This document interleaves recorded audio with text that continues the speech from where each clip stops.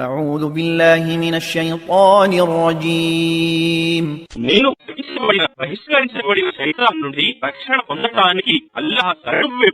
وما يستوي الأعمى والبصير మరియు గుడ్డివాడు మరియు కళ్ళున్నవాడు సరిసమానులు కాజాలరు.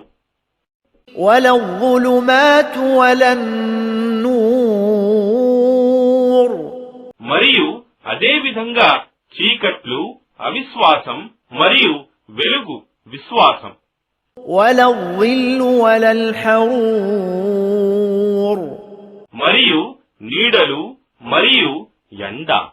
وما يستوي الأحياء ولا الأموات إن الله يسمع من يشاء وما أنت بمسمع من في القبور.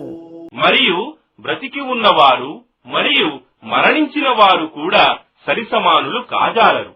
నిశ్చయంగా అల్లాహ్ తాను కోరిన వానికి హితబోధ వినేటట్లు చేస్తాడు, కాని నీవు గోరీలలో ఉన్న వారికి వినిపించజాలవు. إن أنت إلا نذير నీవు ఓ ముహమ్మద్ కేవలం హెచ్చరిక చేసేవాడవు మాత్రమే. إنا أرسلناك بالحق بشيرا ونذيرا وإن من أمة إلا خلا فيها نذير. నిశ్చయంగా మేము నిన్ను సత్యం ప్రసాదించి శుభవార్తనిచ్చేవానిగా మరియు హెచ్చరిక చేసేవానిగా పంపాము. మరియు హెచ్చరిక చేసేవాడు వారి మధ్య లేకుండా ఏ సమాజం కూడా గడచిపోలేదు. وَإِن يُكَذِّبُوكَ فَقَدْ كَذَّبَ الَّذِينَ مِن قَبْلِهِمْ جَاءَتْهُمْ رُسُلُهُم